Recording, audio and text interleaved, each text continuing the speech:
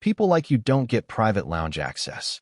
The words landed in the middle of Terminal C like a slammed door, sharp enough to turn heads and quiet enough to make the humiliation feel personal. At 8:17 on a humid Florida morning, inside the Sapphire Elite Lounge at Miami International Airport, dozens of travelers looked up from laptops, coffee cups, and departure screens as a white lounge supervisor named Rebecca Collins stepped directly in front of a black woman seated near the panoramic windows. Rebecca folded her arms and pointed toward the terminal outside. "Ma'am, I'm going to need you to leave." The woman didn't immediately respond.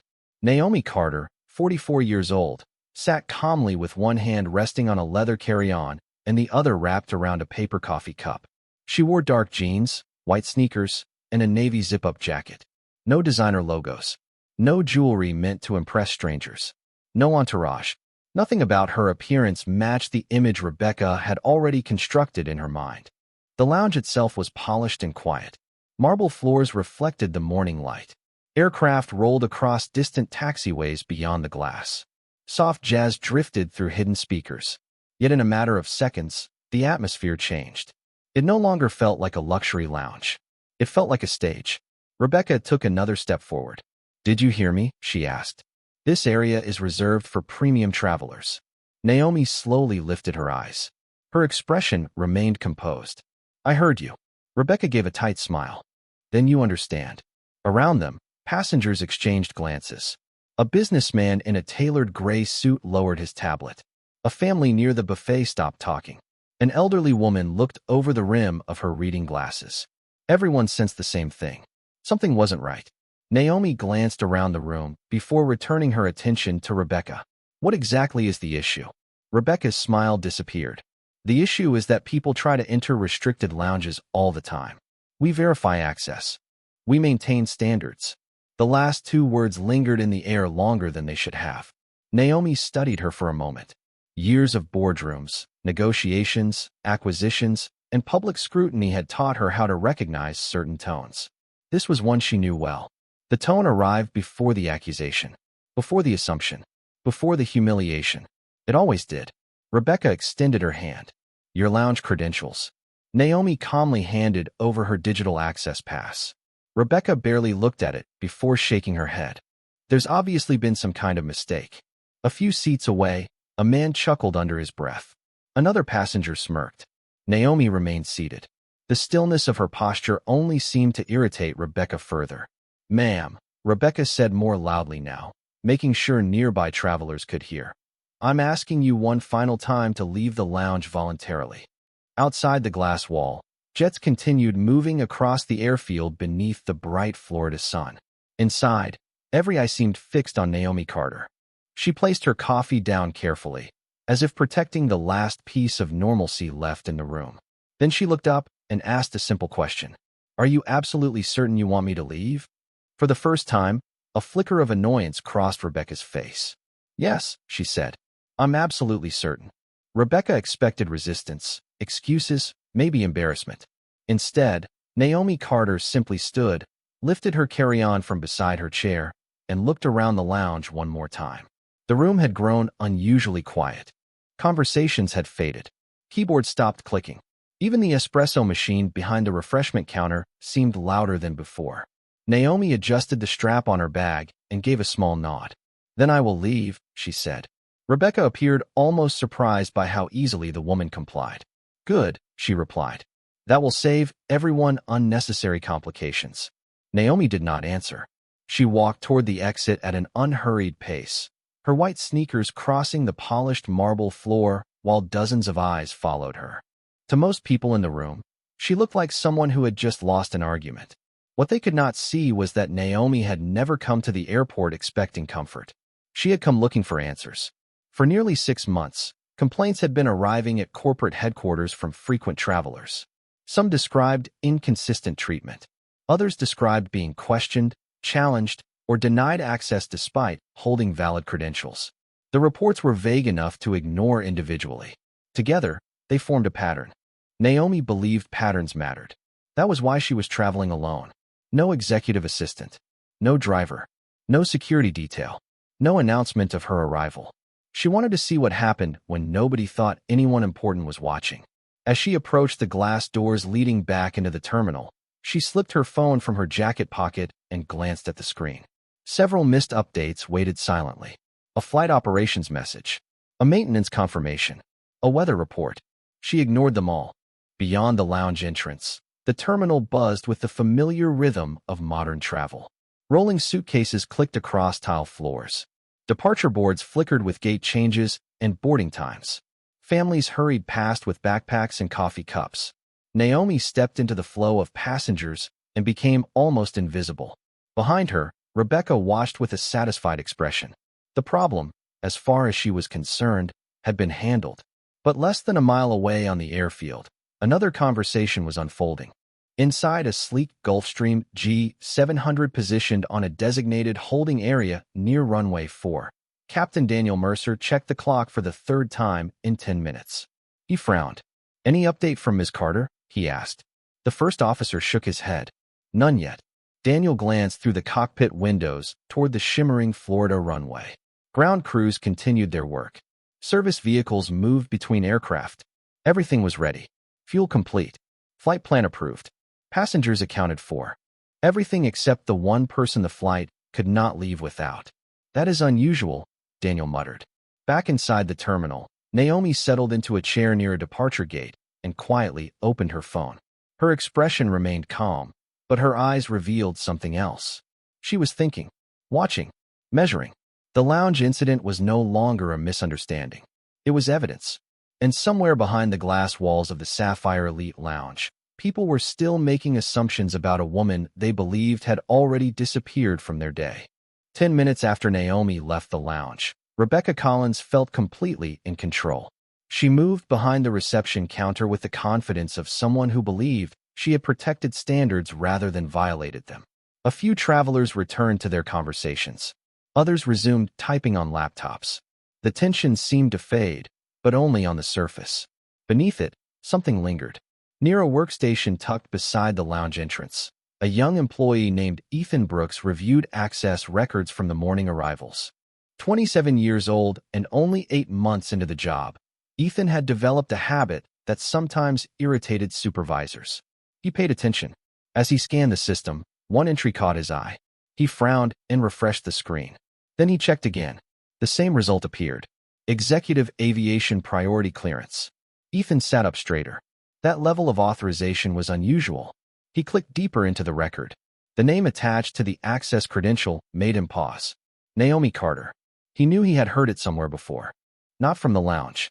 Not from airport management. Somewhere else. Ethan opened another screen and stared at the profile. The clearance level was not merely approved. It was among the highest categories in the system. Meanwhile, Rebecca was speaking with a businessman seated near the window. The man, whose name was Richard Palmer, shook his head and laughed quietly. "You can usually tell," he said. "People walk in hoping nobody notices." Rebecca smiled. "Exactly. Most of the time instinct is enough." Several nearby travelers heard the exchange. Some nodded. Others looked uncomfortable. One woman lowered her magazine and glanced toward the terminal outside. Something about the entire situation still bothered her. Ethan stood from his chair and walked toward Rebecca. "Excuse me," he said carefully. "I think there may be an issue with the passenger who left earlier." Rebecca did not even look up immediately. "There is no issue." Ethan hesitated. "Her access record appears valid." That got Rebecca's attention. She turned slowly. "Valid does not mean appropriate." Ethan blinked. "I'm not sure I understand." Rebecca folded her arms. "I handled it." The conversation should have ended there. Instead, Ethan returned to his workstation and looked again. The record remained unchanged. Not only valid, fully authorized. The realization settled over him like a weight. Across the terminal, Naomi remained seated near her departure gate. Travelers passed in every direction. Boarding announcements echoed overhead.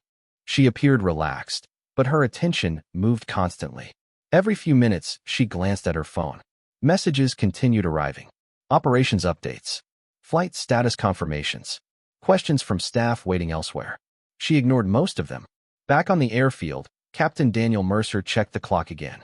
15 minutes behind schedule. That was no longer normal. Ground operations called the aircraft requesting an update. Daniel could only provide one answer. "We are waiting for Ms. Carter." The reply came back almost immediately. "Still waiting?" Daniel looked through the cockpit glass toward the busy runway environment. "Yes." Even the operations coordinator sounded surprised. Inside the lounge, Ethan finally approached Rebecca one more time. His voice was lower now. "I think someone should verify this personally." Rebecca's expression hardened. "Ethan, let it go." But Ethan could not. Because the more he studied the record, the more one unsettling thought refused to leave his mind. The woman they had removed from the lounge looked less like a mistake and more like the most important traveler in the building. The longer Ethan stared at the screen, the less sense the situation made. Executive aviation priority clearance was not granted casually. It required multiple approvals, extensive verification, and access levels that ordinary travelers never received. Yet Rebecca had dismissed the woman attached to that profile in less than 2 minutes. Ethan opened another tab and searched the internal directory. The name appeared again. Naomi Carter. This time additional information surfaced. Not enough to reveal everything, but enough to make his pulse quicken. Corporate affiliations, aviation holdings, strategic partnerships. The details were partially restricted, which only deepened his concern. He looked toward Rebecca, who was now laughing with Richard Palmer near the lounge windows. To them, the matter was over. To Ethan, it felt like the beginning of something much larger. He approached the counter again. "Rebecca, please look at this." She barely glanced over. "I told you to drop it." "I cannot." Her smile vanished. Several nearby travelers noticed the exchange. "Excuse me." Ethan lowered his voice. "The authorization level on that account is higher than anything I have ever seen." Rebecca folded her arms. "And yet she is gone." The words landed with confidence, but not certainty. For the first time, doubt flickered across her face. Ethan noticed it immediately. Before he could continue, a phone rang behind the counter. Rebecca answered with her usual professional tone. Within seconds, her expression changed. "Yes," she said. "I understand." She listened for another moment before ending the call. "What was that?" Ethan asked. "Operations," Rebecca replied quickly. "Nothing important." But her voice sounded tighter than before. Across the terminal, Naomi remained seated near gate D18. The crowd around her shifted constantly as travelers arrived and departed. A child laughed nearby. A boarding announcement echoed overhead. Someone hurried past pulling 2 oversized suitcases. Naomi seemed disconnected from the noise. Her attention remained fixed on her phone. A new message had appeared. It came from Monica Reed, her executive assistant. Naomi read it once. Then again. The message was brief. 3 words. "We are ready." Naomi locked her screen without responding. Not yet. Less than a mile away, Captain Daniel Mercer received another call from airport operations. "Captain, we need an update." Daniel checked the clock. Nearly 20 minutes behind schedule. Still waiting for Ms. Carter. Silence followed. Then came a response that surprised him. "Senior airport management is asking questions." Daniel looked through the cockpit glass toward the busy movement area beyond. About the delay? About the passenger? Back inside the lounge, another employee joined Ethan at the workstation. Her name was Sarah Nguyen, and she had overheard enough of the conversation to become curious. Ethan showed her the profile. Her eyes widened immediately. "This cannot be right." "That is what I thought." Sarah looked toward Rebecca. "Does she know?" Ethan gave a humorless laugh. She refused to check. Several travelers sitting nearby had begun paying attention as well. Whispers moved quietly across the room. A woman who had witnessed Naomi's removal earlier leaned closer. Was there actually something wrong with her access? Ethan hesitated. Then he answered honestly. No, there was not. The woman sat back in stunned silence. Across the lounge, Rebecca suddenly felt dozens of eyes drifting in her direction. She could not explain why, but the room no longer felt under her control. The confidence she had worn all morning began to crack. Somewhere beyond the terminal walls, unseen by nearly everyone inside, a chain reaction had already begun. And for the first time, Rebecca Collins found herself wondering whether the woman she had removed was not just an important traveler, but someone capable of changing the entire outcome of her day. Rebecca could feel the atmosphere changing even though nobody had raised their voice. It was like watching a storm gather over open water. The sky still looked clear, but something powerful was moving beneath the surface. She returned to the reception counter, and began reviewing routine paperwork, pretending the growing whispers around the lounge did not exist. Yet every few minutes her eyes drifted toward Ethan's workstation. Ethan was still studying the records. Sarah remained beside him.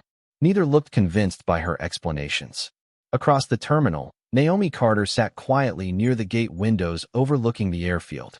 Sunlight reflected across the glass, painting silver streaks across the polished floor.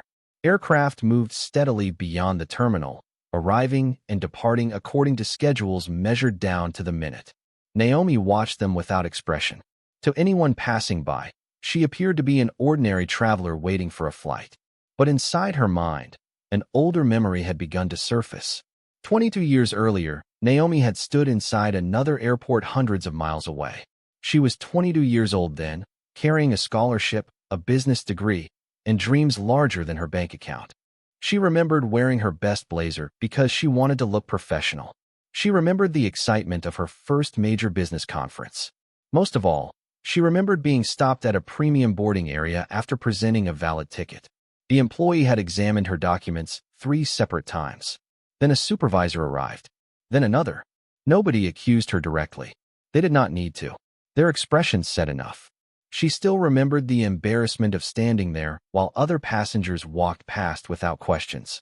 She remembered the feeling of becoming invisible and hypervisible at the same time. Invisible as a person, hypervisible as a target for suspicion. That memory never completely left her.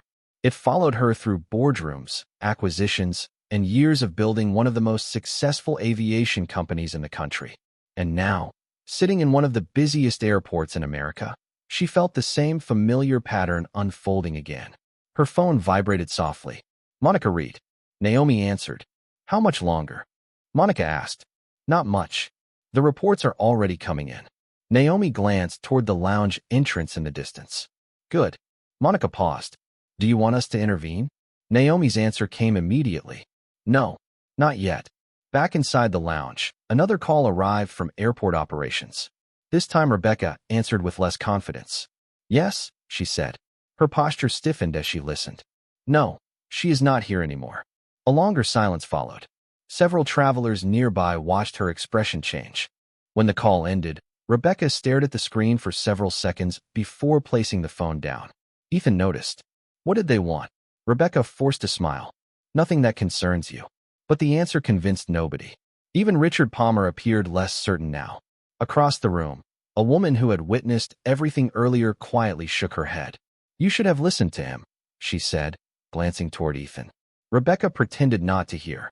Yet for the first time that morning, uncertainty began pressing against her confidence from every direction. Somewhere beyond the terminal walls, phones were ringing. Questions were spreading. Records were being reviewed. And Naomi Carter, still seated calmly near the gate windows, understood something Rebecca did not. The moment that felt like the end of the story was actually the beginning. The countdown had become impossible to ignore. 28 minutes behind schedule was not merely an inconvenience in private aviation. It was a signal. Questions moved through departments. Calls traveled between offices. Names appeared on screens. Inside airport operations, supervisors reviewed reports trying to understand why a fully prepared aircraft remained on the ground waiting for a passenger who had seemingly vanished inside the terminal. Captain Daniel Mercer listened as another update arrived through his headset. Management wants confirmation. Daniel sighed. Confirmation of what? The answer came back immediately. Whether Ms. Carter has boarded. Daniel looked across the cabin behind him. Every seat was ready. Every system was green. Every crew member was waiting. No, he replied. She has not. The silence that followed felt heavier than before. Back inside the Sapphire Elite Lounge, Rebecca Collins could no longer pretend everything was normal. 3 separate calls had arrived within 15 minutes. 2 managers from airport operations had requested information. 1 executive office had asked for documentation regarding a passenger incident. The questions kept returning to the same subject. Naomi Carter. Rebecca sat behind the counter reviewing the original access record again. For the first time all morning, she actually read it carefully. Her confidence began slipping one detail at a time. Ethan watched from nearby. I tried to tell you. Rebecca did not answer. Sarah stood beside him studying the screen. Why would operations care this much about one traveler? She asked quietly. Nobody had an answer. Yet everyone felt the pressure building. Across the terminal, Naomi finally unlocked her phone. The message from Monica remained at the top of her screen. Additional reports had arrived underneath it. Customer experience review complete. Security footage secured. Incident log preserved. Naomi read each update carefully. Then she placed a call. Monica answered on the first ring. Everything is ready, she said. Naomi glanced through the terminal windows toward the distant airfield. Aircraft shimmered beneath the Florida sun. Good, Naomi replied. Begin Protocol 7. Monica did not hesitate. Understood. The line ended. Nothing dramatic happened. No alarms sounded. No announcements echoed through the terminal. Yet somewhere inside the airport network, information began moving. Audit requests activated. Executive notifications expanded. Access records linked together. The process was quiet, efficient, invisible. That was how real power often worked. It did not arrive shouting. It arrived organized. 5 minutes later, Rebecca's phone rang again. This time the caller identification displayed a name she had never expected to see. Senior Airport Administration. Her hand tightened around the receiver. Rebecca Collins speaking. The voice on the other end was calm. Too calm. We need you to remain available. Do not leave your station. Rebecca felt her stomach tighten. May I ask why? A brief pause followed. Someone important would like to discuss an incident that occurred in your lounge this morning. When the call ended, the room felt different. Travelers who had witnessed the earlier confrontation were openly watching now. Ethan exchanged a glance with Sarah. Neither spoke. They did not need to. The same realization was forming in both of their minds. Meanwhile, less than a mile away, another commercial aircraft waited for clearance behind the Gulf Stream. Ground controllers adjusted schedules. Dispatchers reviewed timelines. Delays slowly spread outward like ripples in water. And at the center of it all sat Naomi Carter, calm and patient near gate D18, knowing that the airport still believed it was investigating a passenger when in reality it had already begun investigating itself.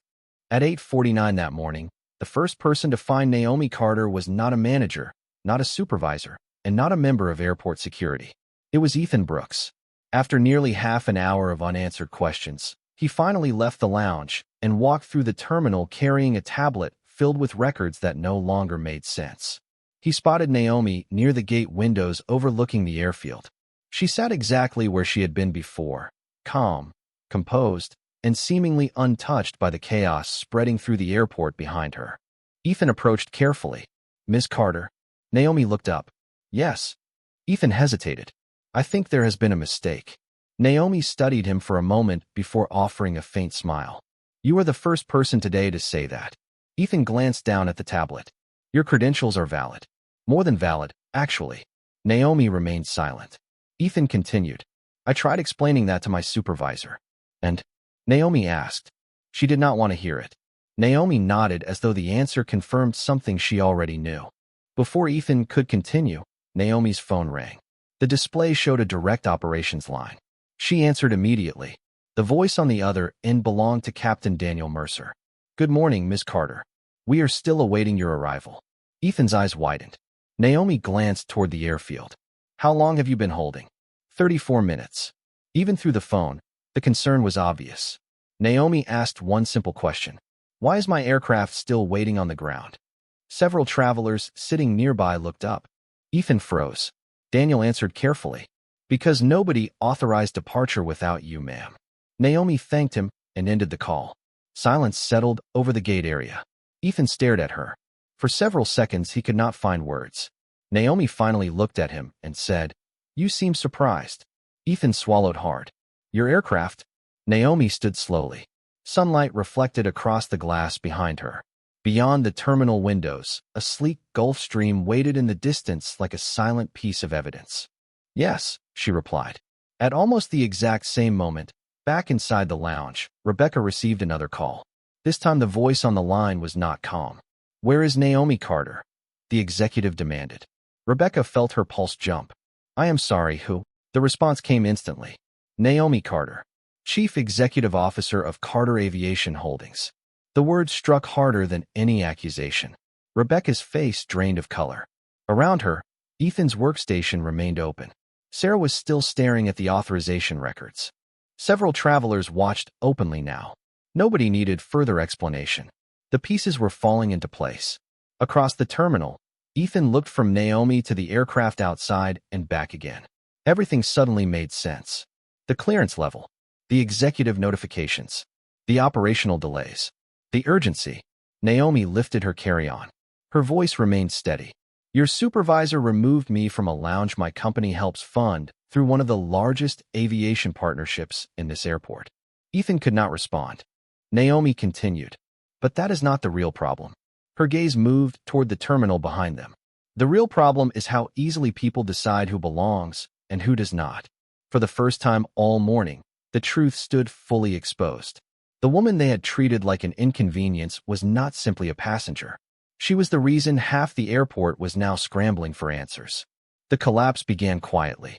No dramatic announcement. No public confrontation. Just a series of phone calls moving through the airport faster than any aircraft on the field. Inside the Sapphire Elite Lounge, Rebecca Collins stood frozen behind the reception counter while two senior airport administrators walked through the entrance carrying tablets and folders. The room that had once felt comfortably under her control now felt painfully small. Travelers who had witnessed the morning incident watched without pretending not to. Sarah stepped away from the workstation. Ethan remained near the entrance. Neither said a word. They did not need to. The evidence was already speaking. One administrator approached Rebecca directly. We need a complete account of what happened this morning. Rebecca attempted a professional smile. There appears to have been a misunderstanding. The administrator's expression never changed. We have already reviewed the access records. Rebecca's smile disappeared. Around the lounge, conversations stopped completely. The administrator continued. The passenger possessed valid authorization. Executive-level authorization. Rebecca looked down. Another administrator opened a file and reviewed several notes. We have also confirmed that operational delays are directly connected to this incident. Those words landed heavily. Even Richard Palmer, who had laughed earlier, shifted uncomfortably in his seat. Across the terminal, Naomi Carter walked calmly beside Ethan toward a private elevator leading to executive transportation services. Travelers moved around them without realizing they were passing the person at the center of the airport's growing crisis. Naomi's phone rang again. Monica Reed. Airport leadership has completed the preliminary review. Naomi stepped into the elevator. And the footage matches every detail of your report. Naomi nodded once. Good. Monica continued. Several executives are requesting a meeting immediately. Naomi looked at the closing elevator doors. They can wait. Back on the airfield, the Gulfstream remained in position. Nearly 40 minutes behind schedule now. Ground controllers had adjusted traffic sequencing. Dispatch teams had revised departure windows. What began as a single delay had slowly spread outward through multiple operational layers. Not because Naomi demanded special treatment. Because the people responsible for moving aircraft safely and efficiently could not understand why one of the airport's most important aviation partners was still sitting in a terminal chair. Inside the lounge, Rebecca finally understood the scale of what had happened. The issue had never been a mistaken passenger. The issue was her judgment, her assumptions, her certainty. One administrator reviewed another document before looking up. Do you know how many annual operations are connected to Carter Aviation Holdings? Rebecca said nothing. The administrator answered his own question. Enough that every executive in this airport knows the name. Silence followed, thick and uncomfortable.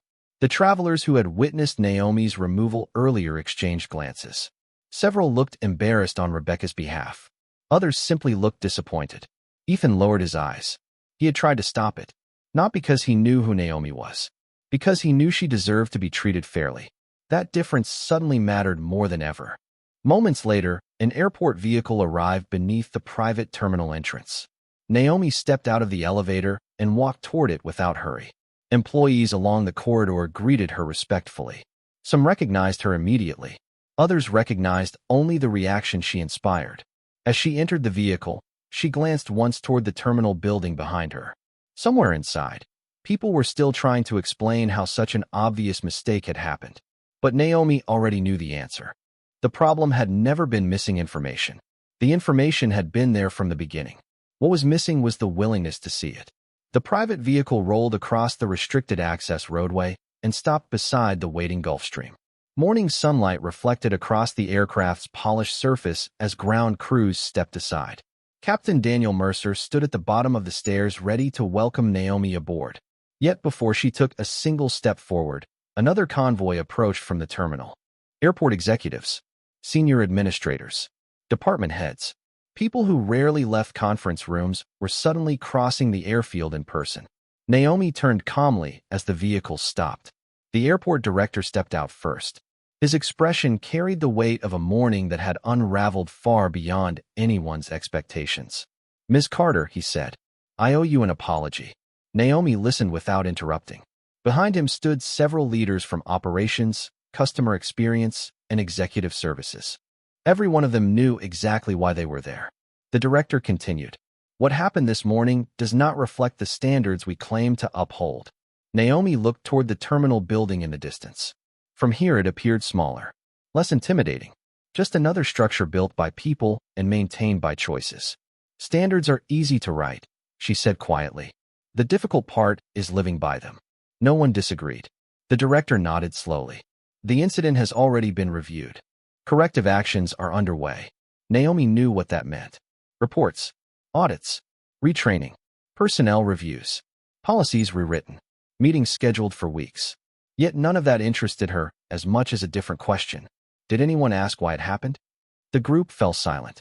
Finally, one executive answered, "We are asking that now." Naomi looked at him. "Good." Her voice remained calm, but every word carried weight earned over decades. Because the problem was never access credentials. The problem was assumptions. My name was in the system. My authorization was in the system. The truth was in the system. The only thing missing was the willingness to see it. Several people lowered their eyes. The airfield grew quiet around them. Aircraft continued moving in the distance, but near the Gulf Stream, nobody seemed eager to speak. Then Ethan Brooks arrived in one of the airport vehicles. He had not expected to be there. In fact, he looked surprised to find himself standing among senior leadership. Naomi noticed him immediately. "Ethan." He straightened. "Yes, ma'am." Naomi smiled. "Thank you for paying attention." Ethan looked almost embarrassed. "I only did what should have been done from the beginning." Naomi nodded. "Exactly." The airport director followed her gaze. In that moment, everyone understood something important. Ethan had not acted differently because he knew who Naomi was. He acted differently because he treated her like a person before he knew who she was. That distinction mattered. It always would. Naomi finally turned toward the aircraft. The delay that had puzzled half the airport was about to end. Yet before boarding, she paused one last time. "People often think respect should be earned after success," she said. "I disagree. Respect should be given before success, before titles, before status, before anyone knows what is in your bank account or what name appears on your office door." The words settled over the group like a final verdict. No anger, no shouting, no revenge, just truth. Naomi climbed the stairs and entered the aircraft. Minutes later, the engines came alive. The Gulfstream began moving toward departure. From the terminal windows, employees and travelers watched as the jet accelerated down the runway and lifted into the bright Florida sky. And long after it disappeared beyond the clouds, one lesson remained behind. Naomi Carter never raised her voice. She raised the standard.